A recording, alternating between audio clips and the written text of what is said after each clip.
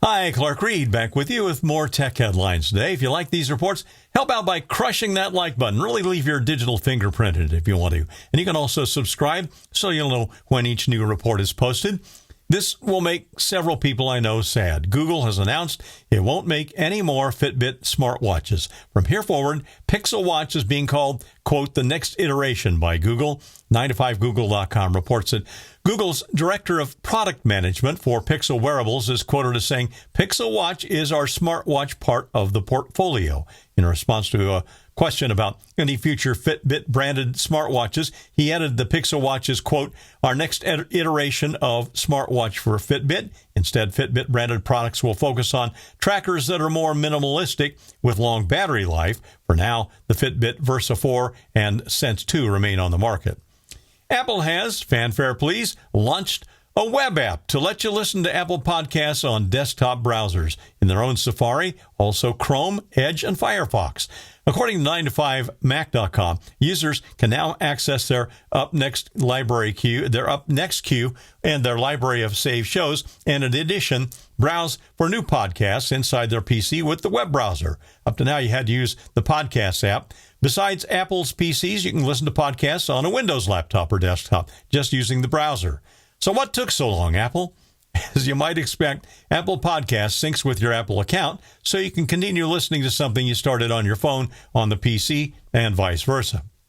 It seems like every day there's a new data breach announced somewhere, but this one's a doozy.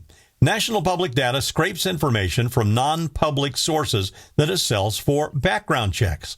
And Gadget.com says the company has confirmed that it had a data security incident, quote unquote, that exposed people's names, email addresses, phone numbers, social security numbers, and mailing addresses. And it's not a tiny breach. It's 2.7 billion with a B records. Apparently, the hackers been trying to get in since late December of last year. Finally got in April again and again this summer. National Public Data is already facing a proposed class action suit that was filed in early August by a plaintiff who received notification that their Identity Theft Protection Service, that their personal information was posted on the dark web. They argued the company had failed to properly secure and safeguard the personally identifiable information that it collected and maintained as part of its regular business practices. Getting a $10 voucher in a class action suit may be a small consolation, unfortunately, for people that are affected by this, and it could be a lot. General Motors is cutting about 1,000 software jobs, make it worldwide, claiming they're going to focus more on high priority projects like making Super Cruise better, beefing up their entertainment and infotainment platforms, and exploring the use of AI.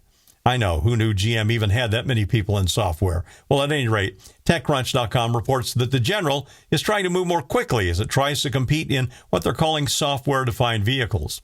It may not be so much of a joke these days to say that cars are looking to eventually become really a battery-powered computer you can ride in. I'm Clark Reid, and you're Technified for now.